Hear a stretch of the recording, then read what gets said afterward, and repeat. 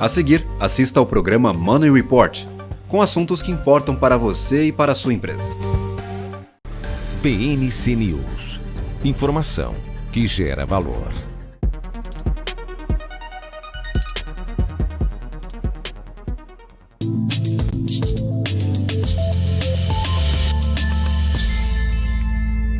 Olá, bem-vindos a mais uma edição de Money Report TV aqui na BMC News.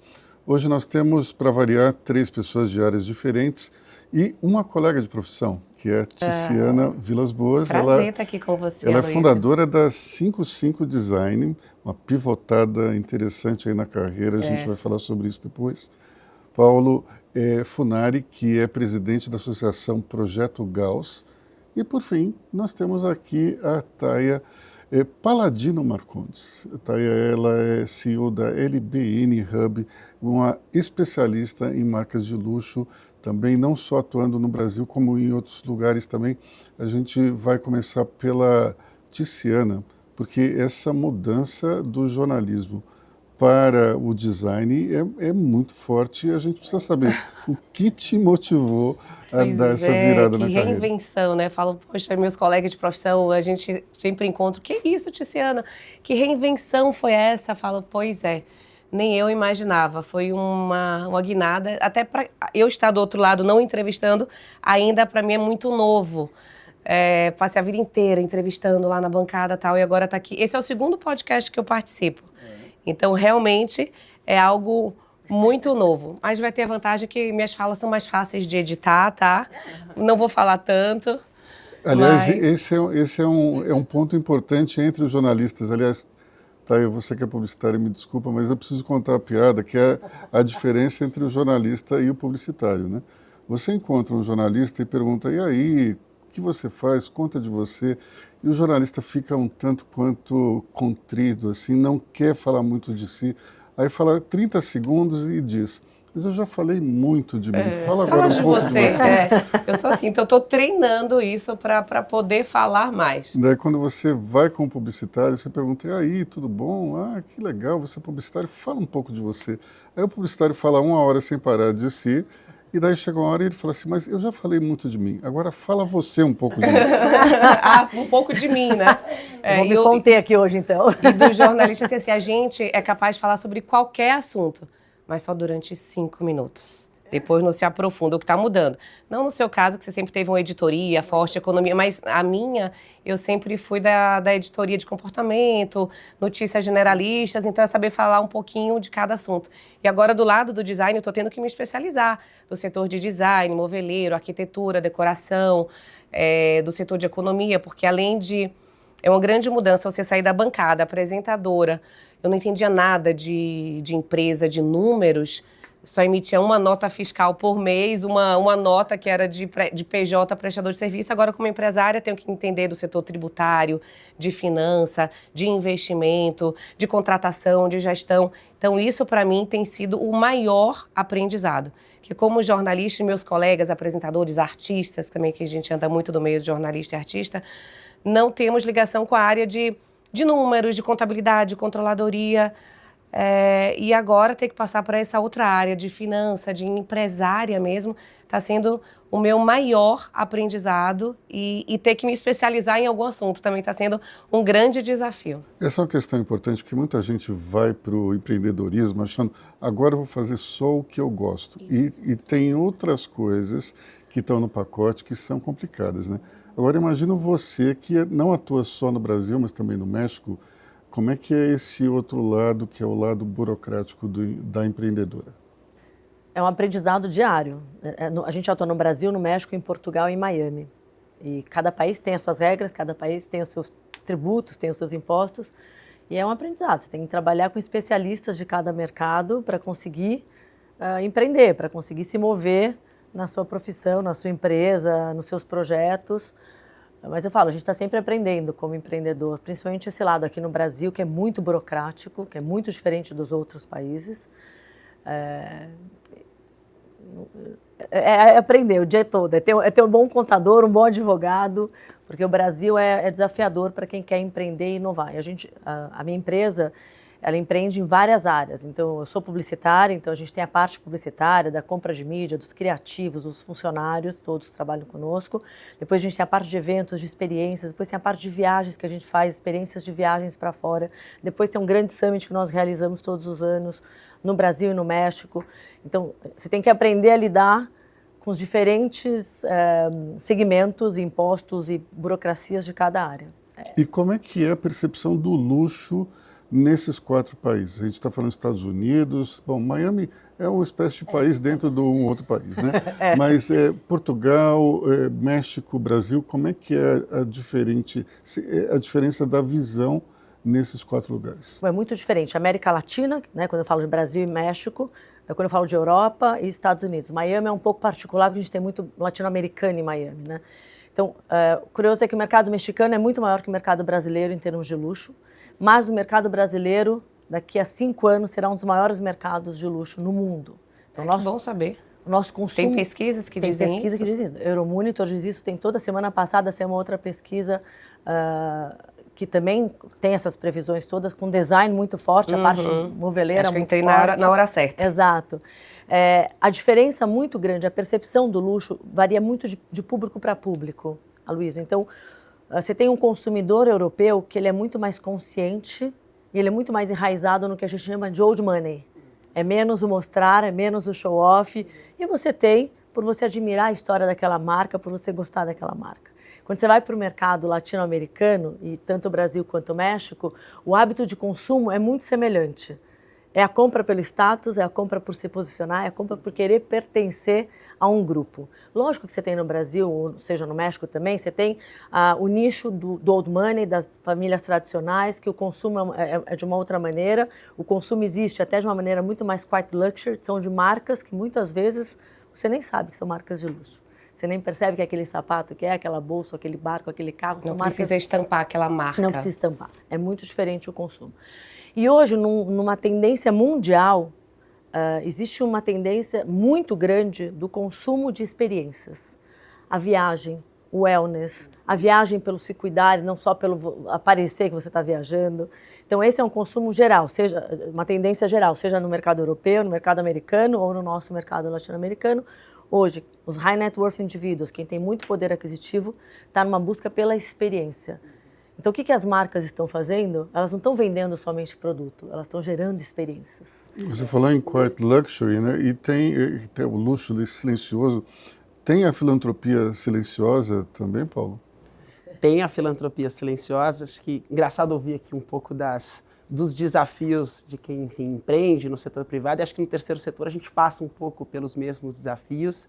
Sou advogado de formação e ainda na faculdade acabei empreendendo nesse lado do empreendedorismo social. E aí fundamos o Projeto Gauss, que é uma ONG de educação que basicamente oferece bolsas de estudo e suporte multidisciplinar para jovens com poucas oportunidades, mas muito potencial e que têm o desejo de cursar uma faculdade de excelência. E acho que o aprendizado é no dia a dia, né? Eu gosto de falar que a gente começou jovem, na época eu tinha 23 anos de idade, e aí acho que empreender é você aprender todos os dias fazendo, começando, depois consertando, depois aprimorando. E acho que olhando são 10 anos de Projeto Gauss, hoje 150 alunos no Brasil todo, São Paulo, Brasília, Curitiba, Aracaju, Salvador, presencialmente e também Brasil todo via EAD. Olhar para trás, parece que o caminho foi menos sinuoso do que quando a gente estava percorrendo e acho que é um pouco isso, o espírito empreendedor é esse, é ir construindo dia a dia, de coração aberto, mente aberta, enfim, enfrentando os desafios. E acho que no final as coisas vão se acertando. E engraçado ouvir aqui um pouco da sua fala também, tá? Imagino que talvez uma tendência seja um consumo de experiência, um consumo consciente hoje em dia, né? Então as marcas, imagino, se preocupando cada vez mais com o impacto gerado, com a história por trás daquele determinado produto, que acho que entra aqui um pouco o mercado, enfim, moda, design, e também aqui com a filantropia e com a educação, que acho que é um pouco da preocupação de todo mundo. O nome do teu projeto é baseado no matemático, astrônomo, físico, enfim, Johann Gauss, que foi financiado por um nobre e conseguiu estudar e se formar. Enfim, como é que você chega nesses novos talentos? Como é que você localiza essas pessoas? O teu site tem, evidentemente, é uma porta de entrada, as pessoas vão lá e aplicam, mas Como é que você escolhe, como é que você localiza e como é que você ajuda? Num primeiro momento, e aí o nosso primeiro processo seletivo formal de novos bolsistas acontece no final de 2016, e aí o jeito foi literalmente batendo nas portas das escolas públicas, então em conversas com as diretorias de ensino aqui em São Paulo, em Aracaju também, que foi uma das primeiras localidades, com Secretaria da Educação, e aí foi literalmente fazendo visitas em cada uma dessas escolas na época de processo seletivo. Então, foram diversos anos que eu saía aqui, às vezes acordava de manhã, ia para uma escola, Tapecerica da Serra, Capão Redondo, Morumbi, Zona Sul, Zona Oeste, enfim, acho que são mais de 40 escolas que a gente visita, por exemplo, só em São Paulo. E aí vamos e divulgamos o processo, a seleção para todas as turmas de terceiro ano do ensino médio.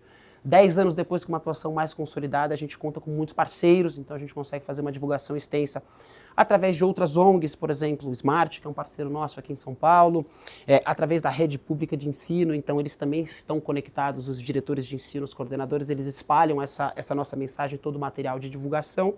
E finalmente, acho que o digital vem aqui para alterar tudo e para sempre, né? Então, hoje o nosso Instagram tem 11 mil seguidores, é pouca gente perto do alcance que a gente quer chegar, mas é também uma porta de entrada, né? Os jovens, eles estão pesquisando, então trabalhar com lead de Google, um Instagram bem feito, bem direcionado, entender as mídias sociais e cada um dos públicos-alvos que a gente quer atingir. Hoje tem sido um crescimento muito grande, mas ainda assim estamos concluindo agora o nosso processo seletivo para o ano que vem. De fato, o boca a boca e o presencial é ainda a ferramenta mais eficiente. Então, as divulgações nas escolas e os amigos indicando-os, cada um, enfim, nas suas respectivas comunidades. Posso fazer Fiquei curiosa, porque geralmente quem faz esse tipo de projeto são pessoas que, sei lá, foram bem-sucedidas, já estão com mais idade, 50, 60, 70 anos, e falam, olha, tive a oportunidade, estudei numa excelente faculdade, agora quero ajudar o que outras pessoas que não tenham condição tenham. E você teve essa ideia ainda na faculdade, com 20 e poucos anos. O que te fez você, durante a faculdade, que incentivar um concorrente, que te fez pensar nisso? E se isso, outra dúvida, se você acha que em relação ao tempo, te desviou do seu foco para você ter o seu reconhecimento como advogado, fazer sua carreira solo? Como é que você fez para equilibrar isso? Porque demanda tempo. Eu também trabalho tanto na empresa quanto em área social. Isso demanda tempo. Você tem que pegar uma porcentagem do seu tempo e fazer para dar certo. Se dedicar a isso. Então, isso com certeza tirou uma parte do seu tempo e talvez de uma carreira pessoal? Com certeza, acho que respondendo a primeira pergunta, o questionamento que gerou aí foi o estopim do Gauss é o mesmo, né? Entender, então foram jovens, um pouco mais, não com tanto dinheiro à época, mas enfim, numa posição super privilegiada, todos os fundadores tiveram a oportunidade de estudar em bons colégios, quando necessário fizeram cursinho e entraram na faculdade. Lá, o projeto ele foi inicialmente idealizado em 2014, pelo meu irmão mais velho e outros 3 colegas egressos da Politécnica aqui da USP. E a ideia, num contexto onde ainda existia pouca política afirmativa, então o que você tinha era uma bonificação na FUVEST para alunos de escola pública, mas política de reserva de vagas ainda muito incipiente, só em âmbito federal. A ideia foi justamente esse questionamento, como é que a gente faz para trazer os jovens de baixa renda para a universidade pública, né? Que era aquela questão, para você passar na USP, enfim, no vestibular público, você precisaria ter tido acesso a uma boa educação e isso custa caro. Então foi esse questionamento desses 4 jovens, eu nessa época estava fora do Brasil, volto em 2015, tinha trancado a faculdade, ficado 2 anos fora, já queria trabalhar com o terceiro setor e meu irmão me convidou para ajudar a colocar essa ideia na prática. E foi assim, foi um pouco no susto, acho que naquele início lá de 2015 ninguém sabia muito bem onde estava se metendo, mas acho que é um pouco ainda que a gente não tivesse carreiras consolidadas, eu acho que a força ali da juventude, a chama dentro do peito fez com que as coisas fossem acontecendo. Acho que isso naturalmente tem um impacto na divisão do tempo, isso afeta o meu dia a dia no trabalho, sou advogado, afeta o dia a dia na família, porque quanto menos tempo você tem disponível, mais você precisa se virar para equilibrar os pratinhos. Mas no meu caso particular, eu sempre tive um apoio muito grande do escritório, o Valde sempre, enfim, apoia inclusive financeiramente o projeto, me deu toda a liberdade e flexibilidade para que eu pudesse caminhar com as duas coisas paralelamente. E acho que em termos de formação na carreira, eu acho que isso me trouxe uma visão de mundo, de uma formação muito mais ampla. Então, tudo aquilo que são competências que eu não desenvolvia diariamente no direito, que eu pude desenvolver à frente de uma organização como essa, liderando uma ONG ao longo de seus 10 anos de atuação, pensando em finanças, pensando em imunidade fiscal, pensando em gestão de pessoas, de gente, responsabilidade com pais e alunos. E, enfim, foi o Gauss que me levou, ao invés de seguir um caminho mais tradicional de fazer um LLM, um mestrado, fui fazer um MBA em finanças para entender um pouco mais de gestão executiva. Então, acho que 10 anos depois, acho que a combinação dessas duas carreiras, digamos assim, essa dupla jornada, acaba me formando, me tornou uma pessoa mais completa e um profissional mais bem formado. Então, acho que o saldo hoje é super positivo. Tiziana, você está também investindo em educação, você, pelo menos é uma das suas prioridades agora. Conta pra gente o que você está pensando em fazer. Estou no caminho inicial, nem nunca contei isso, foi ali nos bastidores antes de começar. Estou começando a entrar, né, nessa área. Qualquer negócio, hoje em dia eu acho que tem que ter o lado voltado para o social, para o SG. Acho que isso nem é mais discussão, né? Qualquer empresa hoje que né, tem que ter esse lado. Então, a 55 a gente começou assim, a premissa a gente sempre teve. A gente tem que saber a origem dos materiais, de onde ele vem, para onde ele vai, tem que se preocupar com o descarte.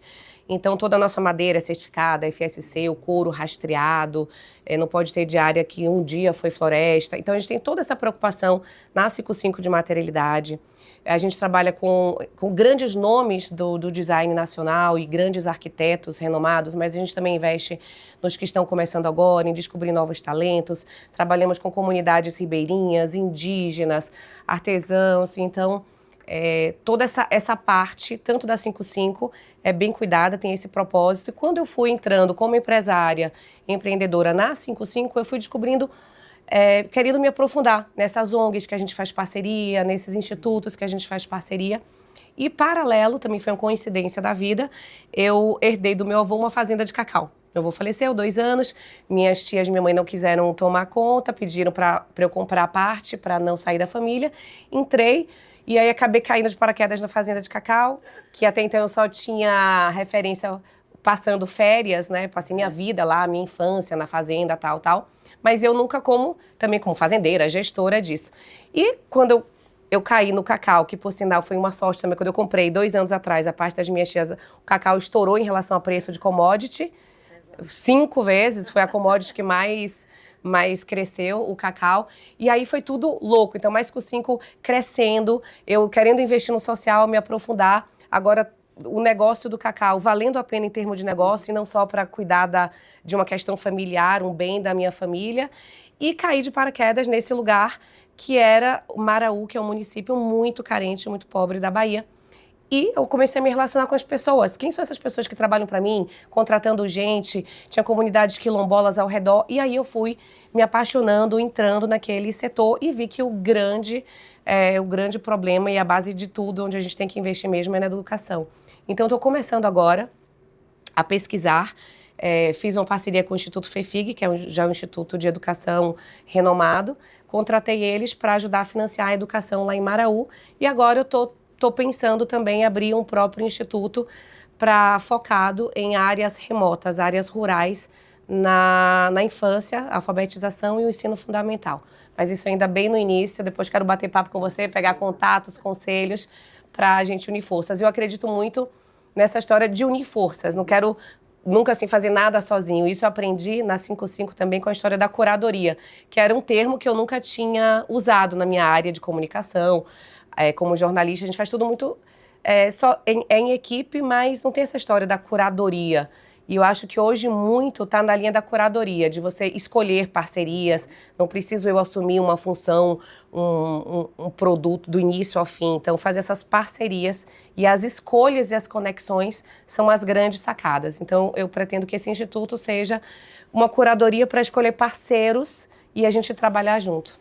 O mercado do cacau sofreu um grande impacto ambiental muitos anos atrás, especialmente ali na região da Bahia, de onde eu né? sou, ali. E como é que a fazenda conseguiu passar por isso tudo e continuar produzindo cacau? Pois é, eu sou a 4ª geração de cacauicultor da minha família. Comecei em 1935, no auge do cacau, onde o cacau era o maior PIB da economia baiana, maior do que a capital, Ilhéus tinha o PIB maior do que Salvador. Você reflete até na obra do Jorge Amado. A obra de Jorge Amado, que ela é o clássico. O aeroporto de Ilhéus recebia aviões da França, os grandes cabarés, tinham até prostitutas francesas, né, o Bataclan.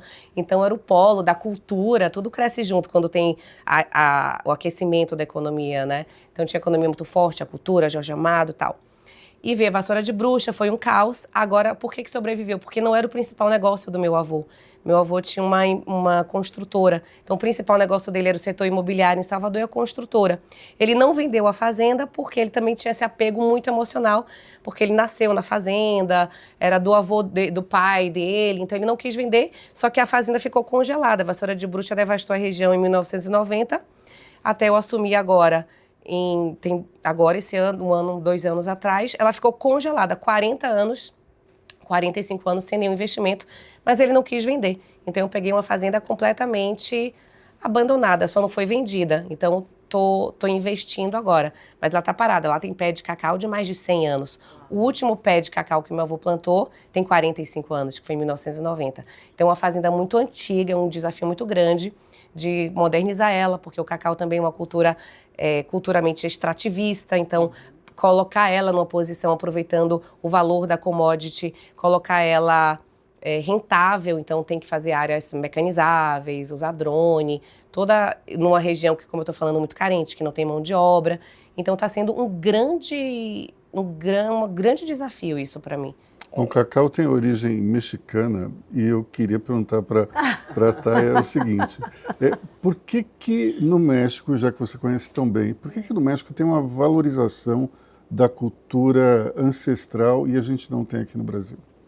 Olha, o porquê eu não sei te dizer, mas é que é incrível isso, né? Você vai para o México e se apaixona como as pessoas prezam pela cultura, pelo artista, pela arte, pela tradição, seja da religião que eles têm, seja, né, o Dia dos Mortos lá é uma festa maravilhosa, é da cultura deles, é a tradição deles, eles sabem preservar isso, né? A alimentação, a gastronomia, mesmo os restaurantes de super luxo, eles preservam a alimentação, a gastronomia, os pratos típicos mexicanos. Você vai para qualquer hotel incrivelmente de luxo, eles preservam a arte, tem sempre um artista local. Então, você vê isso, eu não sei te explicar o porquê, eu sei que é uma pena o brasileiro não respeitar e não amar a sua tradição, a sua cultura, a sua gastronomia, você ter muita pouca valorização sobre isso. Mas eu acho que está no caminho de mudar. Está no caminho de mudar. O dado que você deu de que vai crescer muito o mercado de luxo, tá, o brasileiro, vem muito disso, da gente se valorizar. A gente que tem a oportunidade de viajar, eu acho que eu percebi isso, a 55 a gente... Comecei em 2018, ela inaugurou em 2020, mas tem toda a preparação antes, né? De protótipo, fazer um móvel não é fácil, né? Então, protótipo, construir a loja e tal. E eu tive a oportunidade ao longo da vida de viajar bastante, eu sempre enxerguei isso, gente. Por que o México valoriza? A Europa não tem também, super... Eles se valorizam, eles sabem o que eles têm de riqueza, né? Cada lugarzinho lá, o champanhe só vende naquela região da champanhe, eles se protegem, eles têm os selos de origem, eles sabem se valorizar. Por que a gente não? E no meu ponto de vista, a gente tem uma riqueza até incrível, mas é muito. Então, eu quis falar isso. Eu sou uma apaixonada pelo Brasil, uma incentivadora do Brasil, uma defensora do Brasil, e eu quis fazer por isso. Por que lá fora, e tem um mercado, as pessoas, pô, você é do Brasil, o Brasil é incrível, nossa, que lindo, cadê a cultura de vocês, os móveis de vocês? Então, foi nesse sentido de querer nos valorizar. Nós temos designers incríveis. O nosso mobiliário ficou meio congelado de valorização no modernismo, ali em Sérgio Rodrigues, Niemeyer. Cadê os nossos contemporâneos? Foi esse que me fez. Cadê os nossos contemporâneos? Não tem ninguém vivo produzindo? Então, cadê? Então, vamos valorizar a gente, desde o design, desde a fábrica, desde a indústria. A gente ainda tem uma indústria incipiente, mas tem como melhorar. E a nossa matéria-prima, melhor que essa, não existe. Então, vamos nos valorizar. Então, essa é a intenção. Niemeyer chegou a fazer móvel, não chegou? Chegou também, tem tem móveis, tem uma chaise dele que é incrível, tem a chaise Rio, ele tem vários móveis. Mas você tem uma tendência muito grande no Salone dei Mobili, que acontece em Milano todos os anos, nos últimos 2 anos, o número de brasileiros não só participando em exposições com outras marcas, nem sempre marcas brasileiras, o que é uma pena, aumentou em 72%. E a presença de brasileiros aumentou em quase 100%. Então você vê já um movimento muito grande, são são designers brasileiros fazendo para Prada, para Dolce & Gabbana, fazendo para Armani Os irmãos Casa. Campana fazem. Os irmãos Campana abriram muito esse caminho. O Kogan, que desenha pra gente, a 55 desenha para as marcas italianas. Tem uma procura. É a gente que não sabe se valorizar. É isso que eu estava falando, a Mas gente não tá se valoriza, é mudando. uma pena. Mas mesmo os estilistas brasileiros, lá fora as pessoas amam. Aliás, você tem muitas marcas que começam lá fora para depois voltarem para o Brasil, falando que lá fora elas se deram bem. Então você tem hoje uma tendência muito grande. E existe também a mesma pesquisa que saiu a semana passada, falando sobre o crescimento do mercado brasileiro, sobre a paixão do mercado brasileiro pelos gringos. Então, que isso vai também aumentar a nossa valorização em relação aos nossos artistas, à nossa moda, aos nossos designers. Está Existe uma voltando tendência. muito a questão do manual também, né? Então, eles estão valorizando. E aqui a gente tem muito forte isso no Brasil, o manual. Eu queria só comentar uma coisa sobre a nossa falta de autovalorização, que é um comentário feito muito tempo atrás pelo Osiris Silva, que ele uma vez jantando com os curadores do Prêmio Nobel, ele perguntou, mas por que nunca teve um brasileiro que ganhou essa distinção? E daí eles mudaram de assunto e tal, mas conforme a noite foi avançando e eles foram bebendo, aí um deles falou assim, olha, eu vou contar para você, toda vez que tem um brasileiro que é indicado para a lista inicial, os próprios brasileiros ficam falando mal dele. Olha E isso. daí a gente acaba descartando. Então é um problema muito sério esse chamado complexo. Síndrome de vira-lata, né? O complexo de vira-lata que tanto falava o Nelson Rodrigues. É né? verdade. É. E aqui eu acho que vale uma reflexão que é como se trata a questão da filantropia nos países mais desenvolvidos e aqui no Brasil. Paulo, por que existe essa cultura give back nos Estados Unidos tão forte e aqui a gente não tem isso? Isso é uma boa pergunta mesmo. Acho que, talvez, assim, seguindo um pouco a Thay, eu tenho dificuldade de entender qual que é a razão. Realmente, nos Estados Unidos, você tem esses grandes fundos, por exemplo, associados às grandes universidades, então as pessoas que se formam saem quase com esse dever de contribuir, né? Acho que no Brasil, diria que a resposta está talvez na insegurança ou na desconfiança. Acho que é um Brasil que a gente conhece todos os problemas que tem em relação ao manejo e ao bom uso de recursos, sejam eles públicos ou privados. Então, acho que historicamente existe uma associação, às vezes, ao terceiro setor, com práticas ou uma dificuldade de transparência.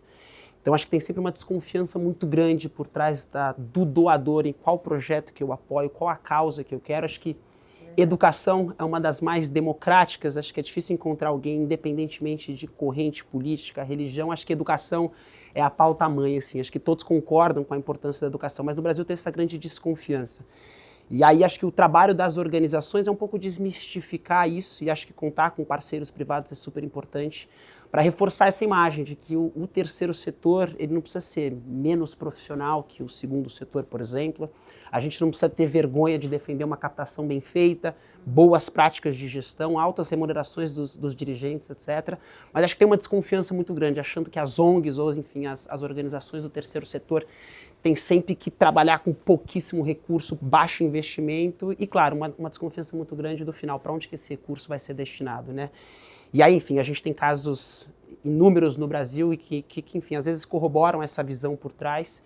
Então, acho que o desafio aqui no Brasil, de quem está à frente do terceiro setor, é mostrar o quão profissional é, sim, o terceiro setor, defender as melhores práticas de governança e de gestão, defender, não só por uma questão de ética, mas por uma questão de desempenho e performance profissional, que os seus colaboradores sejam todos bem remunerados. Acho que também tem uma cultura muito grande de associar terceiro setor a trabalho puramente voluntário, tem que ser voluntário, não pode ter nenhum tipo de contrapartida, quando a gente sabe que as coisas custam. Para eu financiar 150 alunos nos melhores cursinhos, com transporte, alimentação, notebook, psicólogo, isso tem um custo muito grande. E esse custo precisa ser acompanhado de contrapartidas e incentivos correspondentes. Eu acho que no Brasil tem um pouco isso, a desconfiança, o medo, então as pessoas acabam doando menos. E uma cultura menor de doação, acho que por conta também do poder aquisitivo, né? Então, no Brasil, com a desigualdade que a gente tem, às vezes não é tão fácil acessar recursos quanto em outros lugares. Acho que São Paulo é um caso particular, isso aqui é muito interessante porque a gente viu isso dentro do Projeto Gauss.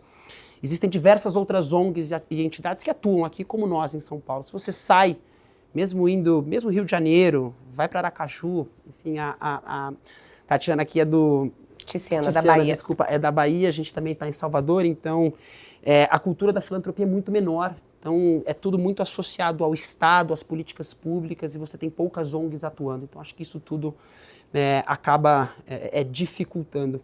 E aí eu até queria aproveitar o gancho da questão da valorização, que até uma pergunta aqui para as minhas colegas, no sentido da dificuldade que às vezes que acho que a valorização nacional passa pela identificação também com a população, com o país. E aqui, enfim, as duas empresas olhando um mercado, digamos assim, de luxo, qual que é o desafio para se conectar com a massa brasileira como um todo e aumentar, talvez, essa valorização dos nossos arquitetos, dos nossos designers de móveis e também dos nossos estilistas, enfim, pessoas que estão aí pensando as marcas brasileiras, exportando ela para o mundo, mas, às vezes, enfim, um pouco mais nichada. Como é que vocês fazem aqui? É um trabalho Claro que a gente tem o Brasil, com a mesma dificuldade do terceiro setor para encontrar doação, né? Tem economicamente, né? A maioria das pessoas não tem condição de comprar o mercado de luxo, óbvio, então é um nicho, nós trabalhamos no nicho, só que dentro desse mesmo nicho a gente tem dificuldade também, acho que de confiança e cultural. Tem isso muito daqui que você falou, da América Latina, de querer dizer, de grife e tal. Então é melhor, quero um móvel italiano, no meu caso, que é design de móveis, né? Então, quero um sofá italiano que todo mundo vai saber que essa marca é tal, porque é meu italiano, porque eu sou rico, porque eu posso comprar, então minha casa é tudo italiano, porque já vai saber que eu sou rico e acabou. Então ali tá. Então é um trabalho que a gente tem feito com os arquitetos, porque o nosso primeiro cliente é o arquiteto que vende a ideia do móvel para o cliente final. Então ele que tem que convencer, explicar para o cliente a beleza de valorizar, porque também não é barato. Ou o cliente tem muito assim, se for para comprar móvel brasileiro, quero comprar só se for barato. Por que você paga tão caro, 10 vezes mais por um móvel italiano, você não pode pagar 1/3 do valor que você já está achando Isso é um super problema caro? da moda também, né? Que da moda também, que é a mesma coisa. Então, pode pagar um vestido Dolce & Gabbana tal, quando uma estilista nacional, um absurdo, um vestido custar tanto. Então, é uma mudança cultural e de convencimento para a pessoa entender isso. Olha, também tem valor nisso, até para a gente remunerar bem uma renda que a gente trabalha com comunidades remotas do Nordeste. Imagine, a gente tem que pagar lá, tem que fazer gestão, tem que ensinar, tudo isso custa. E o nosso custo é alto. A gente está na Alameda Gabriel Monteiro da Silva, a Alameda mais cara. A gente trabalha com os melhores curadores. A gente paga royalties para os arquitetos. Então tem que entender de onde vem. A gente paga uma madeira certificada. A gente não vai em contrabando de madeira. O couro é rastreado, o tecido é orgânico. Então tudo isso tem um valor. Então para as pessoas entenderem isso, é um trabalho. Que ainda bem que os arquitetos estão do nosso lado, porque é um setor muito legal trabalhar com arquiteto. Eles têm uma cabeça mais aberta, são pessoas super cultas, viajadas, que têm isso no DNA. É um outro raro arquiteto que, só quero trabalhar com italiano, só quero... Eles têm essa vontade também, mas é um trabalho de parceria, de convencimento do cliente final. E não precisa mostrar que é caro e tal.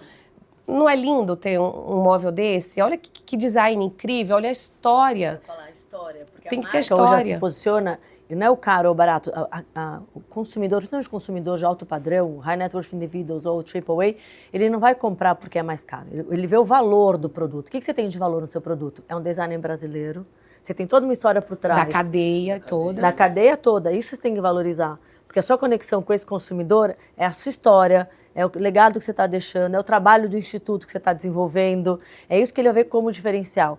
Para ele pagar 10 ou pagar 100, não é o que está em jogo.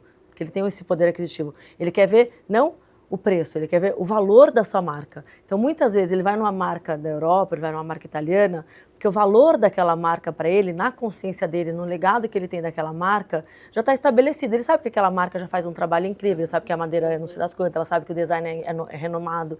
Então, é isso que você vai criar na sua marca, esse valor que ele tem que ter.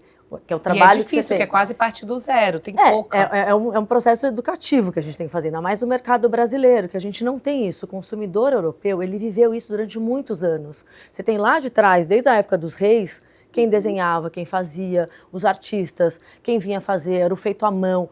Então, se você pegar a história de todas as marcas, seja as marcas de luxo de moda, bolsa, sapato, roupa, seja as marcas de luxo de móveis, de designers, você tem uma história lá atrás. Então, você sabe de onde vem essa história. Aqui no Brasil é muito novo esse mercado.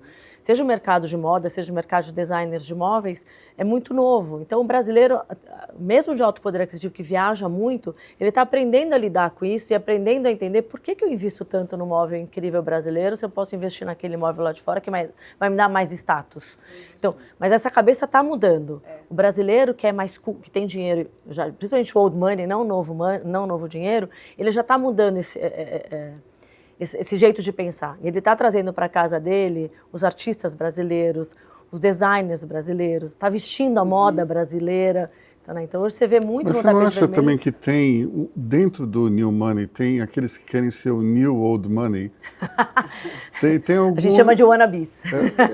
Mas a impressão que eu tenho é que o Quiet Luxury começou a entrar dentro desses novos ricos e eles estão mais preocupados hoje em não ostentar tanto. Não, o Quiet Luxury veio muito do old money, né? Sim, ele sim, veio diretamente do... mas eu vejo que hoje existe uma, digamos, uma admiração de quem é um novo rico pelo old money e quer emular de alguma maneira esse comportamento. Por isso que é o wannabe, né? O old money traz a tendência, né? Então, o novo, o que tem um dinheiro novo, que vem muito de mercados diferentes, ele não sabe, né? O old money, ele já sabe como se comportar, ele já sabe onde comprar, ele sabe para onde viajar, ele sabe.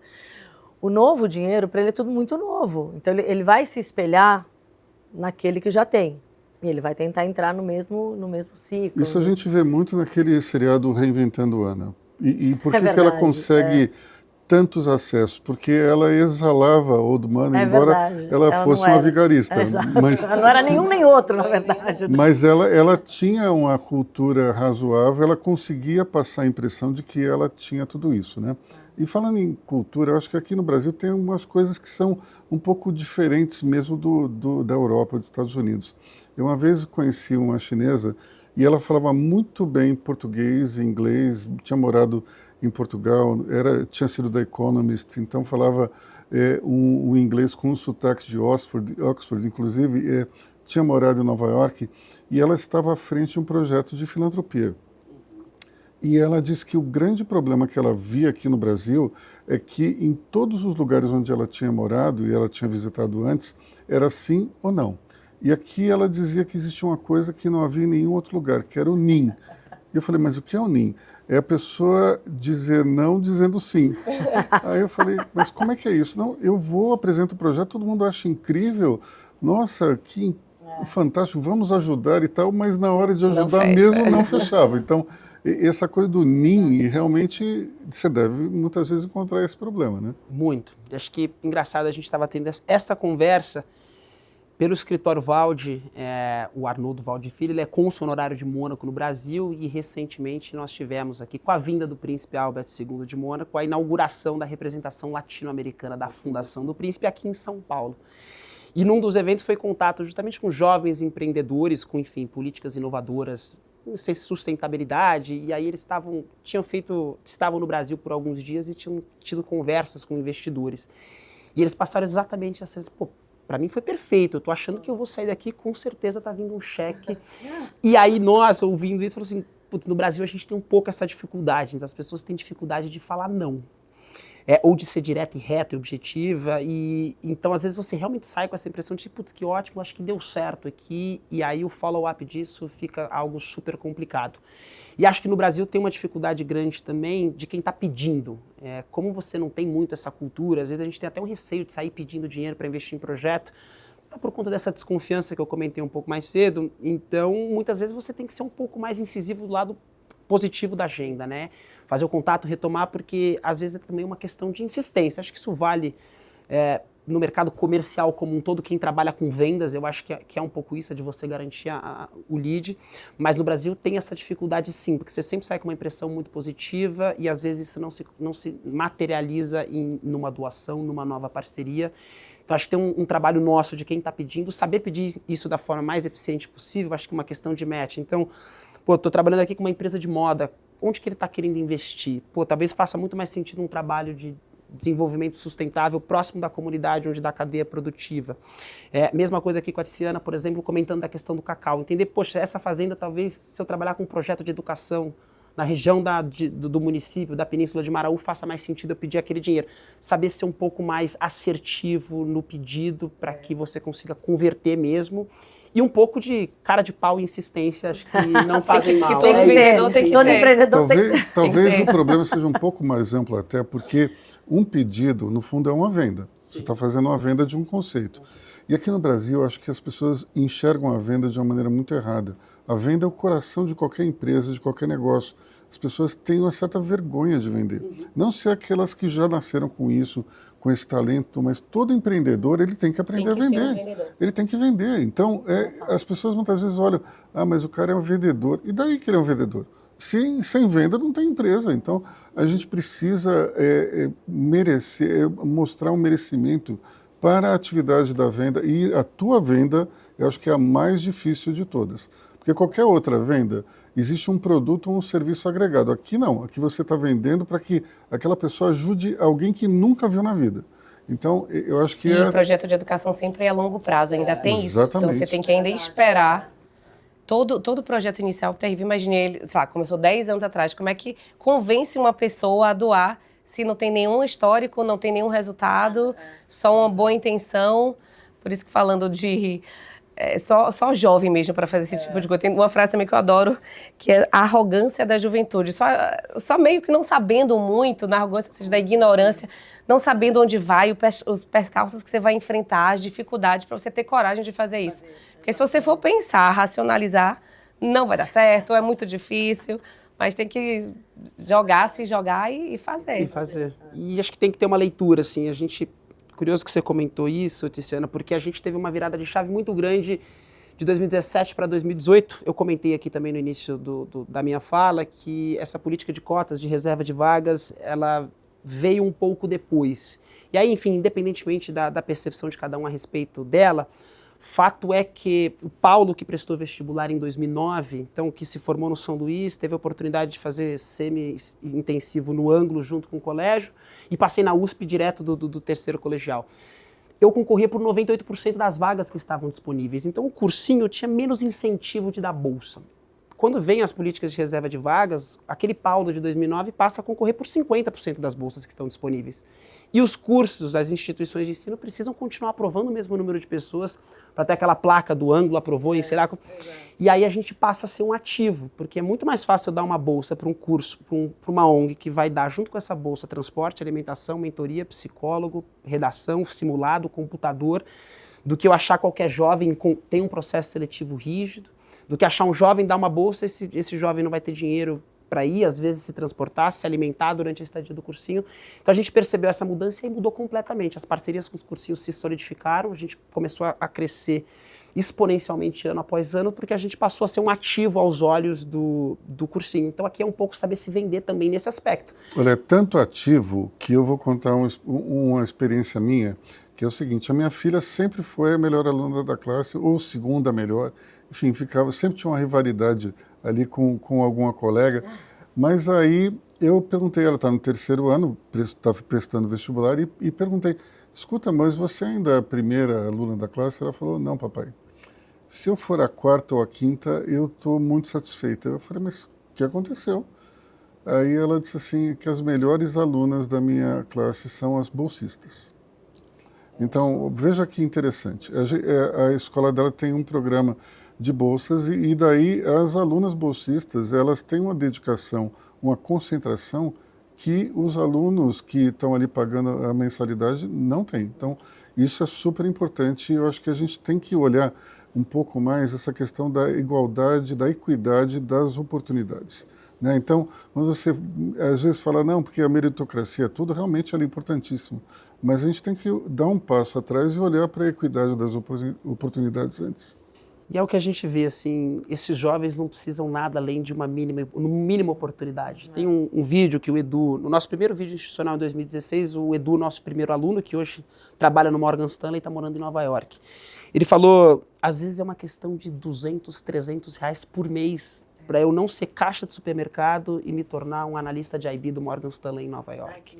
Então é isso que a gente coloca, assim, o Gauss está aqui para mudar a vida de pessoas comuns. Aí o extraordinário vem como consequência. Se ele vai ser, às vezes, um gerente numa empresa de TI em Itacoaquecetuba e isso já mudou a vida dele, perfeito. Se ele vai ser o novo presidente da maior empresa de software do país, isso é consequência. Mas, assim, a gente vê isso na prática e ajuda a trazer um pouco esse olhar Claro que a meritocracia tem o seu lugar, mas de você olhar para um pouco além disso, né? A meritocracia tem que partir de uma premissa de igualdade de condições. E a gente vê isso na prática. Às vezes é questão de 200, 300, é o dinheiro do transporte, é R$10 por dia para conseguir comer em algum lugar e estudar.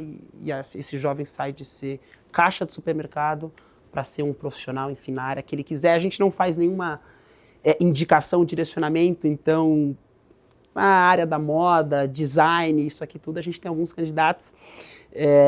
Enfim, acho que é muito bacana até a experiência de vocês e aqui... até da mudança de carreira, mostrar para os jovens que aquilo que ele está decidindo aqui agora não necessariamente vai definir todo o resto da vida. Então é bacana ouvir histórias como a sua, Tiziana, no sentido da mudança de carreira. Tem premissas, do mesmo jeito que isso é fantástico, de você identificar, porque essas pessoas tem uma coisa que quem já nasce na melhor escola, na melhor faculdade não tem, que é o grid, né, que o Jorge Palama fala, a garra, a vontade, a necessidade. Gente, sabe que você não tem o que comer? Sabe que você precisa pagar para sua mãe ter uma casa melhor, para seu irmão não ser um drogado? Eles têm uma vontade que, se você identifica essas pessoas, não tem para ninguém. Não tem para ninguém. Você pode ter estudado na melhor faculdade, em Harvard, mas ali, a necessidade, a vontade, a garra. Não precisa ser gênio, não precisa ter um QI, nada, um QI mediano para baixo, você ter essa garra, você vai muito longe. E eu, por exemplo, eu não venho, graças a Deus não passei necessidade, vim de uma família de classe média da Bahia, meus pais funcionários públicos, pagaram com muito esforço minha escola, mas eu não tive facilidades. Eu tinha muita vontade. Uma nordestina que vem para morar sozinha com 25 anos, encarando começar a trabalhar na madrugada. Isso, se você, talvez, meus filhos, não sei se vão ter, espero que tenham, que é o meu sonho e trabalho. Mas essa vontade que é o que falta nos jovens, disso, vim do nada, eu tô aqui, cheguei no Jornal da Band, batalhando, trabalhando 4 horas da manhã. Essa vontade, essa geração Z, das coisas das gerações, que todo mundo sabe, das características de cada geração, não tem. Agora tem uma coisa que, se você for ver dos estudos das gerações, a geração Z tem essa característica, só quer fazer home office, qualidade de vida, Agora pergunte se um favelado tem... Você já viu alguém ter geração em favela? Não. Ter alguém pobre ter geração? Não existe ter geração Z, geração milênio, geração alfa. Não. Quem é pobre, que precisa e quer ter quer crescer... Só precisa de oportunidade, gente. Só precisa de oportunidade. Isso a gente tem que dar, não precisa ser através só de ONG, não. Tem que ser dentro da nossa casa. Tem que olhar para o filho do nosso funcionário. Você já perguntou para a sua funcionária doméstica onde é que o filho dele está? Por que você não paga não pode pagar uma escola para ela, um cursinho? Financia uma ida para os Estados Unidos. Às vezes a gente não precisa nem estar doando para ONGs, institutos. Vamos olhar para a gente, o nosso filho do motorista, o nosso filho da nossa cozinheira, nosso filho lá na loja. Quando eu do porteiro abri na loja, quero trabalhar com imigrantes, nigeriano, botando nigeriano. A gente, ainda mais, olha que legal, é setor de luxo. Um diferencial que muita gente que vai lá na loja fala, poxa, vocês tratam as pessoas super simples, humildes, que é uma coisa que eu quero colocar. Eu vim de um lugar mais humilde, eu cresci ralando, sou humilde, sou vendedora com muito orgulho, e é dar oportunidade. Quando você entra numa loja de luxo, as pessoas, um móvel de não sei o que, as pessoas ficam até inibidas. A maioria dos nossos vendedores a gente formou. São pessoas bolsistas de faculdades, bolsistas a gente escolhe, para poder ensinar eles o que é design, dar oportunidade. Hoje o nosso administrativo começou como porteiro. Então, a gente tem que dar oportunidade para essas pessoas no dia a dia, em coisas simples, olhando para a gente, para a nossa funcionária, para o nosso motorista, para o nosso colega, para o bolsista. Então, isso é um trabalho que a gente tem que fazer para o nosso olhar diário. Nossa olhar comunidade, para o outro, né? Do lado, da oportunidade. Acho que isso é um exercício que todos nós temos que fazer. O escritor Malcolm Gladwell, ele fala uma coisa interessante sobre a garra e a importância que essa garra tem na construção de uma carreira. Então ele cita um estudo que foi feito, é uma comparação entre os piores alunos de uma turma de Harvard com os melhores alunos de uma faculdade de segunda linha. Então, eles acompanharam esses alunos durante 10 anos e chegaram à conclusão de que aqueles que cursaram a faculdade pior estavam muito melhor de vida do que aqueles que estavam na faculdade, no caso Harvard.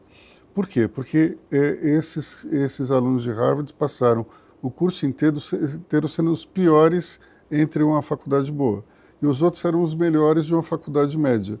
Só que isso fez a diferença na hora que entraram no mercado profissional, porque eles iam para as oportunidades com muita garra. E daí a coisa, ao longo de 10 anos, ficou uma diferença muito grande, né? Então, eu acho que você acaba proporcionando essa oportunidade para quem tem essa fome de estudo, de sucesso profissional, e é muito bacana.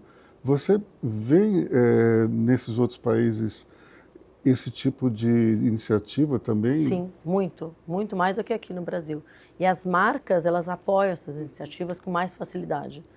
Inclusive, nós temos no México o Instituto Luxury Lab, onde nós formamos quem já trabalha com o mercado de luxo, a gente ainda dá mais apoio, ainda forma mais essas pessoas, junto com o Instituto Marangoni, que é o Instituto da Itália. E temos apoios de marcas de luxo.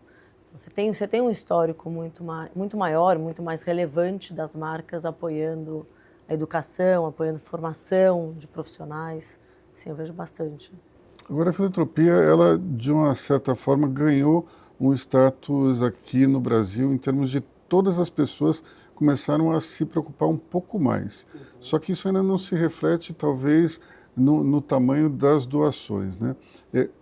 Você tem algum plano para ampliar o espaço do Projeto Gauss? Temos, acho que de 2025 para 2026, estamos olhando para duas principais oportunidades. A primeira delas é via FUNCAD, que é o Fundo Municipal da Criança e do Adolescente, onde você consegue inscrever projetos e, uma vez aprovados, você consegue captar. E aí você consegue ir atrás de captação via imposto de renda, o que é algo que fica um pouco mais fácil de você doar. Acho que tem um pouco de você... não sei se foi a Taya que comentou, mas esse negócio de você sentir que você não está colocando a mão no bolso para apoiar o projeto. Então, isso aqui é uma forma de você captar de uma maneira um pouco mais ampla, tem bastante recurso disponível no FUNCAD, tem as suas travas burocráticas para você conseguir liberar esses recursos, mas acho que a gente consegue navegar. Então, a gente tem um projeto que, se tudo der certo, vai ser aprovado na próxima semana e a gente vai poder captar. É um projeto que duraria 3 anos, então isso aqui é uma fonte interessante. E a outra, acho que é fazer um pitch de captação um pouco mais bem estruturado. Eu estou já há 10 anos na liderança do projeto. Vivemos uma transição agora em 2025, eu deixei de ser presidente, hoje eu estou como diretor financeiro e conselheiro, temos uma nova presidente, que é a Valéria, que enfim, hoje é o rosto à frente do Gauss. Por ano que vem, a gente está planejando mais algumas mudanças. Minha ideia é sair um pouco mais do dia a dia operacional, e ir para um pouco tentar assumir um pouco mais essa frente de captação e fazer algo um pouco mais bem estruturado. Então, tem muito dinheiro disponível, São Paulo principalmente, tem muita gente preocupada, tem muita empresa que quer e que precisa doar. Você tem muita empresa global que recebe ordem das sedes de fora, precisa apoiar. Então, acho que o que falta aqui é um pouco mais de tempo e alguém dedicado a isso. Como a gente vive, claro, com uma limitação de recursos, é sempre assim, eu tenho 4 pessoas dedicadas exclusivamente dentro do projeto, é um número baixo ainda. Então, acho que graças à nossa rede de relacionamento, esse crescimento orgânico que o Gauss teve ao longo dos seus 10 anos, a gente nunca precisou sair e bater na porta. Então, acho que a ideia para o ano que vem, junto com o FUNCAD, que é um projeto mirando vai verba pública, digamos assim, que a gente nunca atuou, e esse outro projeto de um pitch de captação mais bem elaborado, e aí eu espero poder estar à frente disso, com uma visão um pouco mais estratégica de conselho e menos de executor que eu venho desempenhando aí nos últimos 10 anos. E aí atacar, acho que encontrar esses grandes patrocinadores e acho que parcerias estratégicas também com outras ONGs que estão fazendo esse trabalho. A Tiziana comentou, né, que quando a gente fala de terceiro setor, a gente não fala em competição, a gente fala em colaboração. Então, acho que ONGs com atividades e trabalhos sinérgicos é também um passo super importante para a gente expandir impacto. Bom, seu pedido para o Papai Noel, então, vai ser um dia de 45 horas, porque vai ser difícil, né? Aliás, vocês duas também vão precisar também disso, podia né? ter. Bom, e falando em horas, é a hora de acabar o programa, porque nós já chegamos rápido. aqui, Passou estouramos o nosso rápido. Mas tempo. um papo bem gostoso, bem proveitoso, legal. Então, eu agradeço a Tiziana, Paulo, Taia, muito obrigado pela Obrigada a conversa. vocês. Obrigada. Passou rápido porque foi muito bacana, né? Então, a gente se vê na próxima quinta-feira aqui na BMC News.